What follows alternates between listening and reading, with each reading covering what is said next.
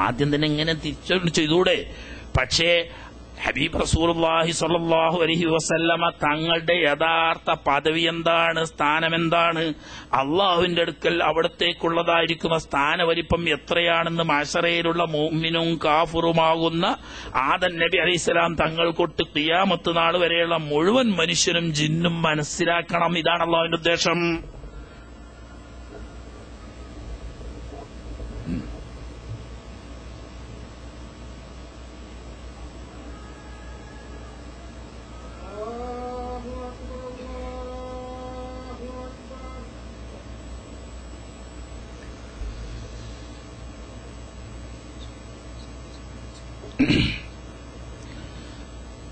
അങ്ങനെ എല്ലാ ആളുകളെയും നബിമാരും മഹാന്മാരുമായ മുഴുവൻ ആളുകളെയും സമീപിച്ച്, ഈ സമീപിക്കുന്നിടത്തൊക്കെ അതാത് നബിമാരുടെ ഉമ്മത്ത് മുമ്പന്തിയിലും ബാക്കിയുള്ളവർ ബേക്കിലുമായിട്ടാ പോകുന്നത്. ഈ എല്ലാ നബിമാരും ഞാൻ ഇതിന് യോഗ്യനല്ല, അർഹനല്ല എന്ന് ഇവര് മുഴുവനും കേൾക്കെ പറയുകയും അർഹതയുള്ള മറ്റൊരാളെ നിർദ്ദേശിക്കുകയും ചെയ്ത് പോയി പോയി പോയി പോയി പോയി അള്ളാഹുവിന്റെ അമ്പിയാ മുർസലുകളാണ് അള്ളാഹിന്റെ പടപ്പുകളുടെ നേതാക്കന്മാര്.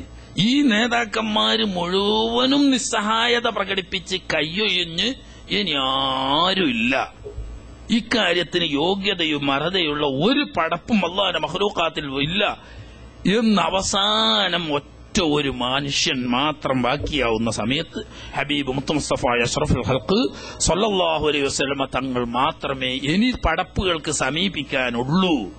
അവസാനേ അത് ഓർമ്മ വരുന്നുള്ളൂ. അപ്പോഴേ ഈ തിരിയുള്ളൂ. അല്ലെങ്കിൽ ആദ്യം തന്നെ ആളുകൾ നേരെ ഹബീബ് റസൂലുള്ളാഹി സ്വല്ലല്ലാഹു അലൈഹി വസല്ലം തങ്ങളുടെ തിരുഹദറത്തിൽ ചെന്ന് നബി തങ്ങൾ ശഫാഅത്തും ചെയ്ത് കാര്യങ്ങൾ തീരുമാനിക്കാൻ തുടങ്ങിയ ആളുകൾ വിചാരിക്കും, നമുക്കിപ്പോ അതിന്റെ ആവശ്യമില്ല, ഇനി നമുക്ക് നമ്മളെ നബിന്റെ അടുത്താണ് പോയാൽ മതി, എന്നാലും പഴക്കമല്ല പുതിയ നമ്മളെ കാര്യം നടന്നിട്ടീനി നമുക്കൊരു പക്ഷെ അതേ ഇക്കാരെ എളുപ്പം എന്നിങ്ങനെ തോന്നുന്നു. നമുക്കൊക്കെ നമുക്കെല്ലാം എല്ലാവരും ഉമ്മത്തിനും തോന്നുന്ന, ഓരോ നബിന്റെ ഉമ്മത്തിനും തോന്നുന്നു നമുക്കിപ്പോ ഇതിന്റെ ആവശ്യമില്ല കേട്ടോ, നമുക്ക് നമ്മളെ നബിന്റെ അടുത്ത് തന്നെ പോയാൽ തന്നെ രക്ഷപ്പെടുമായിരുന്നു. ഈ ഒരു തോന്നൽ വരരുത്. മറിച്ച് അവരൊക്കെ വലിയ മഹാന്മാരും അള്ളാഹുവിന്റെ അടുക്കൽ വലിയ പദവിയുള്ളവരുമാണെങ്കിൽ പോലും ഈ ലോകത്തിന്റെ മുഴുവൻ കാര്യം ഏറ്റെടുത്ത് നടത്താൻ മാത്രമുള്ള പദവിയും സ്ഥാനവും അവർക്കൊന്നും അള്ളാഹു കൊടുത്തിട്ടില്ല എന്ന് അനുഭവത്തിലൂടെ ലോകം മനസ്സിലാക്കട്ടെ. അത് മനസ്സിലാക്കി കഴിയുമ്പോൾ എന്നാ പിന്നെ അതിന് പറ്റുന്ന ആരാളുള്ളത്? അതാണ് ഹബീബ് സയ്യിദുനാ റസൂലുള്ളാഹി സ്വല്ലല്ലാഹു അലൈഹി വസല്ലം തങ്ങള് ഹദ്റത്തിൽ ചെല്ലുന്ന സമയത്ത് ഈ സങ്കടവും വിഷമവും വേജാറും പറയുന്ന ഉടനെ അവിടെ നിന്ന് പറയുന്നത് അനലഹ. ആ ഒരു പ്രയോഗം അള്ളാഹുവിന്റെ പടപ്പുകളിൽ രണ്ടാമതൊരാൾക്ക് പറയാൻ കഴിയില്ല. അനലഹ, ഈ മനുഷ്യ സൃഷ്ടികളുടെ അല്ലെങ്കിൽ അള്ളാഹുവിന്റെ പടപ്പുകളുടെ മൊത്തം കാര്യം അള്ളാഹുവിന്റെ തിരുമുമ്പിൽ സമർപ്പിക്കാൻ അർഹൻ ഞാനാണ്. അനലഹ, ഞാൻ അതിന് യോഗ്യനാണ്, അർഹനാണ്, ആ സ്ഥാനത്ത് ഞാനാണ്. ഇത് അഹങ്കാരം പറയല്ല, അള്ളാഹു സുബ്ഹാനഹു വ തആല അവിടത്തേക്ക് കൊടുത്തതായിരിക്കുന്ന സ്ഥാനം അവിടുന്ന് വെളിപ്പെടുത്തുകയാണ്. ഉടൻ റഹ്മാനായ റബ്ബിന്റെ അർശിന്റെ മുന്നിൽ റബ്ബിന് സുജൂദായി ഹബീബ് സല്ലല്ലാഹു അലൈഹി വസല്ലം തങ്ങൾ സുജൂദ് ചെയ്യുന്നു. ദീർഘനേരം എത്രയാണ് എന്ന് പറയാൻ കഴിയില്ല. ഹബീബ് റസൂലുള്ളാഹി സ്വല്ലല്ലാഹു അലൈഹി വസല്ലം തങ്ങൾ പറയുന്നു, റബ്ബ് ഉദ്ദേശിച്ച സമയം എത്രയോ അത്ര സമയം. യത്റുകുനി റബ്ബി മാഷാ, റബ്ബ് എത്ര സമയമാണെന്ന് അത്ര സമയം സുജൂദിലായിട്ട് വിടും.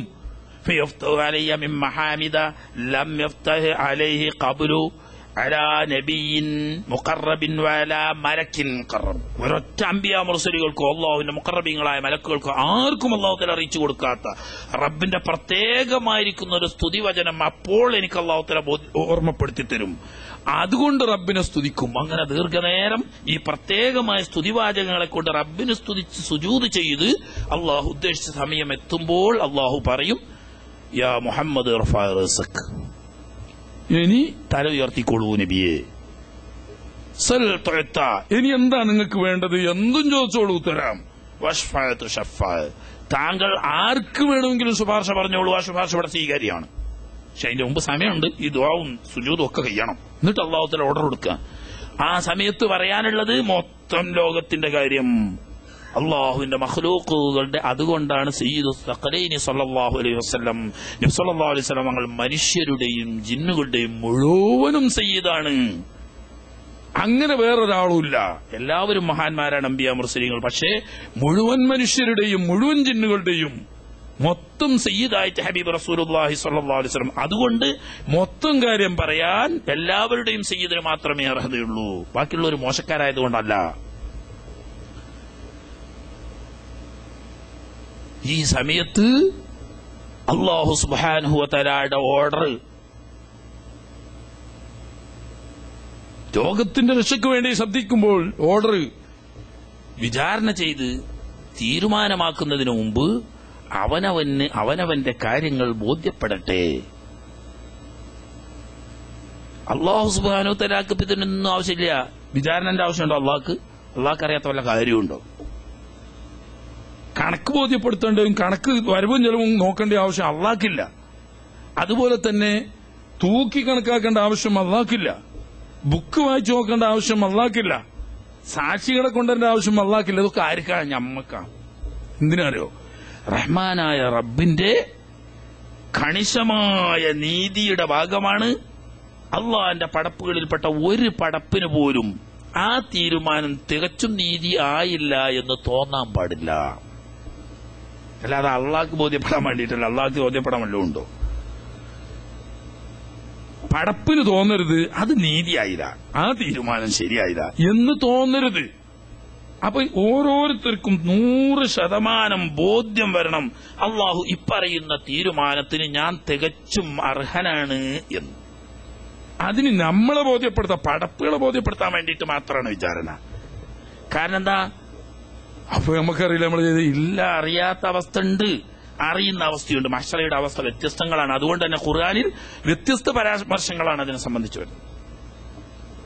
അല്ലാഹുവിന്റെ അംബിയാ മുർസലുകളോട് ചോദിക്കുന്നു, മാദാ ഉജിബ്തും ഖാലൂ ലാ ഇൽമ ലനാ. അല്ലാഹു സുബ്ഹാനഹു വ തആല ചോദിക്കാണ്. അല്ലാഹുവിന്റെ അംബിയാ മുർസലുകളോടാണ് ഒന്നാമത്തെ ചോദ്യം. എന്താണ്? മാദാ ഉജിബ്തും, അല്ല എന്റെ ദീനും തൗഹീദുമായി നിങ്ങളെ ഞാൻ എന്റെ അടിയാറുകളിലേക്ക് അയച്ചല്ലോ. ഈ ദൗത്യം നിങ്ങൾ നിറവേറ്റിയപ്പോൾ നിങ്ങളോട് എങ്ങനെയാണ് പ്രതികരിച്ചിരുന്നത്?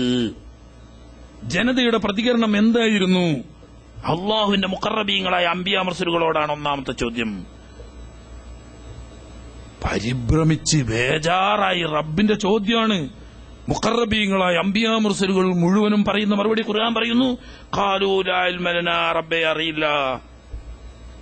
അള്ളാന്റെ അംബിയാ മുർസലുകൾക്ക് അവരോട് ജനങ്ങൾ നൽകിയ പ്രതികരണം എന്താണെന്ന് പറയാൻ അറിയാത്തൊരു സാഹചര്യം വരുമെങ്കിൽ സാധാരണക്കാരായ ആളുകളുടെ അവസ്ഥ, പ്രിയപ്പെട്ട മോമിനീങ്ങളെ, എന്തായിരിക്കും? അമ്പിയാക്കന്മാർക്ക് പോലും ഒന്നും അറിയില്ല എന്ന് പറയണമെങ്കിൽ ബാക്കിയുള്ളവരുടെ അവസ്ഥ എന്തായിരിക്കും? നമ്മൾ പോലത്തെ മിസ്കിന്മാരുടെ അവസ്ഥ അല്ലാഹു തആല സഹലാക്കി എളുപ്പമാക്കി തരട്ടെ. എന്തായിരിക്കും ഹബീബന്മാരെ ആ സമയത്തുള്ള അവസ്ഥ? ഒരിക്കൽ മഹ്ശറയെ പറ്റി ഓർത്ത് ബന്ധിയായിരിക്കുന്ന ബീവി ആയിഷ റളിയല്ലാഹു തആല പൊട്ടിക്കരയാണ്. കരയുമ്പോൾ മഹാനായ ഹബീബ് സല്ലല്ലാഹു അലൈഹി വസല്ലം തങ്ങൾ ചോദിച്ചു, ആയിഷ നീ എന്തിനാണ് കരയുന്നത്? ഹബീബായ നബിയെ, ഞാൻ മഹ്ശറയെ പറ്റി ഓർത്തുപോയി. മഹ്ശറയുടെ അവസ്ഥ, ആ അവസ്ഥയിൽ അഫലാ യദ്കുറൂന അഹ്ലീകും യാ റസൂലല്ലാഹ്, ഹബീബായ നബിയെ അങ്ങിതൊന്നും ഒരു വിഷമവും അറിയാത്ത ആളാണ്. പാവപ്പെട്ട നമ്മളെപ്പോലത്തെ അവിടുത്തെ പ്രിയപ്പെട്ട പത്നിമാരെ എങ്കിലും ഒന്ന് ഓർക്കുമോ അവിടുന്ന് എന്ന് ചോദിക്കുമ്പോൾ പറയാം, അമ്മാ ഫീ സലാസത്തി മവാദിയ ഫലാ യദ്കുറു അഹദുൻ അഹദാ. 3 രംഗത്ത് ഒരാളും ഒരാളെയും ഓർക്കില്ല. അല്ലാഹുവിന്റെ അംബിയാ മുർസലുകളെ ഉൾപ്പെടുന്നല്ലേ പറഞ്ഞതിന്റെ അർത്ഥം? 3 രംഗത്ത് ഒരാളും ഒരാളെയും ചിന്തിക്കില്ല. വ്യത്യസ്ത ഘട്ടങ്ങളാണ് മഹ്ശറയുടെ അവസ്ഥ. അതൊക്കെ ബേജാറാണ്. അതൊക്കെ കഴിഞ്ഞു കിട്ടണം. ഒന്ന്, ഹബീബ് സല്ലല്ലാഹു അലൈഹി വസല്ലം തങ്ങളുടെ ശഫാഅത്ത് സ്വീകരിച്ച് വിചാരണക്കുള്ള ഓർഡർ നൽകുമ്പോൾ അല്ലാഹു സുബ്ഹാനഹു വ തആല കിതാബ് കൊടുക്കാനുള്ള ഓർഡർ നൽകുമ്പം നബി തങ്ങൾ പറയണം, ഒന്നാമത്തേത് എന്റെ കിതാബ് എന്റെ വലം കൈയിലാണോ കിട്ടുന്നത് അതല്ല ഇടം കൈയിലാണോ കിട്ടുന്നത് എന്ന തീരുമാനമാകുന്നത് വരെ ഒരാൾക്കും ഒരാളെ പറ്റിയിട്ടും ചിന്തിക്കാൻ കഴിയില്ല. രണ്ടാമത്തേത് അവനവൻ ചെയ്ത നന്മയും തിന്മയുമാവുന്ന ഏടുകൾ റഹ്മാനായ റബ്ബിന്റെ നീതി വെളിപ്പെടുത്തുന്ന സത്യസന്ധമായ തുലാസിൽ വെക്കാൻ പോകുന്ന സമയത്ത് എന്റെ ഹസനാത്താണോ മുൻതൂക്കമാകുന്നത്, അതല്ല സയ്യിആത്തിനാണോ കനം കൂടുന്നത് എന്ന് തീരുമാനമാകുന്നത് വരെ മീസാനിന്റെ സമീപത്ത് ഒരാൾ മറ്റൊരാളെ പറ്റി ഓർക്കില്ല. മൂന്നാമത് സിറാത്ത് പാലത്തിന്റെ സമീപത്തെത്തിക്കഴിഞ്ഞാൽ അത് മറികടക്കുന്നത് വരെ അള്ളാഹുവിന്റെ പടപ്പുകളിൽ വെച്ച ഒരു പടപ്പ് മറ്റൊരു പടപ്പിനെ പറ്റി ചിന്തിക്കുന്നില്ല. അമ്മാഫി സലാസത്തി ഒരാൾക്കും ഒരാളെ പറ്റിയിട്ടും ചിന്തിക്കുന്നില്ല. കിതാബ് കൊണ്ട് വരാൻ തുടങ്ങുന്നതിന്റെ മുമ്പ് ഒരു ഓർഡർ ഉണ്ട്. ആ ഓർഡറാണ് വംതാസുൽ യൗമ അയ്യുഹൽ മുജ്രിമൂൻ, തമ്മാടികളെ, ധിക്കാരികളെ, എന്റെ അടിയാറുകളാവുന്ന മുത്തഖീങ്ങളുടെ കൂട്ടത്തിൽ നിന്ന് മാറി നിൽക്കണടാ. ഈ ഓർഡർ അല്ലാഹു തആല കൊടുക്കുമ്പോൾ ബഹുമാനപ്പെട്ട മലായികത്തുൽ കിറാമ് രണ്ടും വേർതിരിക്കുകയാണ്. യുറഫുൽ മുജ്രിമൂന ബിസീമാഹും വയുഖദു ബിന്നവാസി വല്ലഖ്ദാം. ആരാണ് മുത്തഖിയെന്നും ആരാണ് തമ്മാടിയെന്നും ഒരാളോടും ചോദിക്കേണ്ട ആവശ്യമില്ല. അള്ളാഹുവിന്റെ മലായികത്തിന് അത് രണ്ടും പ്രത്യേകം അടയാളത്തിലൂടെ വേർതിരിച്ചറിയാ. അങ്ങനെ രണ്ടു കൂട്ടരെ വേർതിരിച്ച് ആദ്യം തന്നെ അതിന്റെ പുറമെ കിതാബ് ഇങ്ങോട്ട് നൽകാൻ തുടങ്ങുമ്പോൾ അള്ളാഹു തആല പറയുന്നു, അമ്മാ മൻ ഊതിയ കിതാബഹു ബിയമീനിഹി ഫസൗഫ യുഹാസബു ഹിസാബൻ യസീറാ വയൻഖലിബു ഇലാ അഹ്ലിഹി മസ്റൂറാ വഅമ്മാ മൻ ഊതിയ കിതാബഹു വറാഅ ളഹ്രിഹി ഫസൗഫ യദ്ഉ സുബൂറാ വയസ്ലാ സഈറാ. രണ്ട് വിഭാഗത്തെപ്പറ്റി അല്ലാഹു തആല പല സ്ഥലത്തായിട്ട് വ്യത്യസ്തങ്ങളായ രീതിയിൽ പറയുന്നുണ്ട്. കിതാബ് വായിക്കുന്നതിന്റെ ഒക്കെ മുമ്പ് തന്നെ ആദ്യം തന്നെ കിതാബ് കയ്യിൽ കൊടുക്കാൻ പോകുന്നു. കയ്യിൽ കൊടുക്കാൻ പോകുന്ന സമയത്ത് പ്രിയപ്പെട്ട സഹോദരങ്ങളെ, ആദ്യമായി അല്ലാഹു സുബ്ഹാനഹു വ തആല ഒരു സ്വകാര്യമായിരിക്കുന്ന അർളുണ്ട്. ഒരിക്കൽ ആയിഷ റളിയല്ലാഹു തആല അൻഹ നിൽക്കുമ്പോൾ നബിതങ്ങൾ പറയാം, മഹ്ശറയിൽ റബ്ബാവുന്ന തമ്പുരാൻ അവന്റെ അടിയാറുകളെ കണക്ക് നോക്കുകയാണെങ്കിൽ അവരൊക്കെ പരാജയപ്പെടുന്നവർ. കണക്ക് നോക്കുകയാണെങ്കിൽ ഒക്കെ പരാജയപ്പെടുന്നവർ. അപ്പൊ ആയിഷ റളിയല്ലാഹു തആല ഞാൻ എങ്ങനെ നബി നിങ്ങൾ അങ്ങനെ പറഞ്ഞേ? അല്ലാഹു തആല പറഞ്ഞിട്ടുണ്ടല്ലോ, അമ്മാ മൻ ഊതിയ കിതാബഹു ബിയമീനിഹി ഫസൗഫ യുഹാസബു ഹിസാബൻ യസീറാ. വലത്തെ കയ്യിൽ കിതാബ് ആർക്ക് നൽകപ്പെട്ടോ അല്ലാഹു തആല കൂട്ടത്തിൽ നമ്മൾ പെടുത്തിത്തരുമാണ്. അങ്ങനെ വലത്തെ കയ്യിൽ കിതാബ് ലഭിച്ചവർക്ക് ഫസൗഫ യുഹാസബു ഹിസാബൻ യസീറാ, വളരെ എളുപ്പത്തിലുള്ള ഒരു വിചാരണ നടക്കും. പിന്നീടോ വയൻഖലിബു ഇലാ അഹ്ലിഹി മസ്റൂറാ, സന്തോഷത്തോടു കൂടി അവന്റെ അഹ്ലിലേക്ക് അവൻ തിരിച്ചു പോകും എന്നല്ലേ അല്ലാഹു തആല പറഞ്ഞു. തങ്ങൾ പറയുന്നത് കണക്ക് നോക്കിയാലൊക്കെ പരാജയപ്പെടും. യാ ആയിഷ ഇന്നാദാലിക്കൽ അർളു ഹിസാബൻ യസീർ പറഞ്ഞ കണക്ക് നോക്കലല്ല, മറിച്ച് ഒരു വെളിപ്പെടുത്തൽ മാത്രമാണ്. ഇതിനെപ്പറ്റി ഹബീബ് സല്ലല്ലാഹു അലൈഹി വസല്ലം തങ്ങൾ പറയുന്നതായി ഇബ്നു അബ്ബാസ് റളിയല്ലാഹു തആല ഉദ്ധരിക്കുന്നു. റഹ്മാനായ റബ്ബ് തമ്പുരാൻ കിതാബ് കൊടുക്കുന്നതിന് മുമ്പ് റബ്ബിന് ഇതിനൊന്നും ഒരു പ്രയാസമില്ല. മുഅ്മിനായിരിക്കുന്ന മനുഷ്യന്റെയും ബാക്കിയുള്ള ആളുകളുടെയും ഇടയിൽ ഒരു പ്രത്യേകമായിരിക്കുന്ന ഹിജാബ്, ആ ഹിജാബ് ബാക്കിയുള്ളവർക്ക് നോക്കിയാൽ കാണൂല. റഹ്മാനായ റബ്ബ് നേരെ അവന്റെ മുന്നിൽ പ്രത്യക്ഷപ്പെടുകയാണ്. അവിടെ മലക്കാർക്കും പ്രവേശനമില്ല. ആ കൂട്ടത്തിൽ അല്ലാഹു തആല നമ്മളെ പെടുത്തി തരട്ടെ. മലക്കുകളാവുന്ന മുഖറബീങ്ങൾക്ക് പോലും പ്രവേശനമില്ല. റബ്ബാവുന്ന തമ്പുരാൻ നേരിട്ട് പ്രത്യക്ഷപ്പെടുക. എന്നിട്ട് അവനോട് ചോദിക്കുക, യാ അബ്ദ സൂഫ്, എടാ മക്കേ തന്നെ വേണമെങ്കിൽ പറഞ്ഞോളി. യാ അബ്ദ സൂഫ്, നല്ല ആളുകളോട് പറയുന്നത്. നല്ല ആളുകളുടെ അടുത്ത് ഉണ്ടാവും കുറെയൊക്കെ കുസൃതി. ഞാൻ നിനക്ക് ഇത്ര ആയുസ് തന്നില്ലേ? അതേ മറിച്ചോനെ. നിനക്ക് ഞാൻ അറിവ് തന്നില്ലേ? അതേ റബ്ബേ. കുറേ നിഅമത്തുകളൊക്കെ ചെയ്ത് എന്നിട്ട് നീ അടാന്ന് പൊള്ളറിയാൻ പാടില്ല അത് പറഞ്ഞില്ലേ? ആ പറഞ്ഞു. അന്നൊരു നിസ്കാരത്തില് ബാത്തിലാന്നൊരു കാര്യം ചെയ്തില്ലേ? ആ ചെയ്തില്ല. ഇങ്ങനെ തുടങ്ങിയിട്ട് കുറേ കാര്യങ്ങൾ, ഇവൻ ചെയ്ത കുറേ കാര്യങ്ങൾ ഇങ്ങനെ പറയും.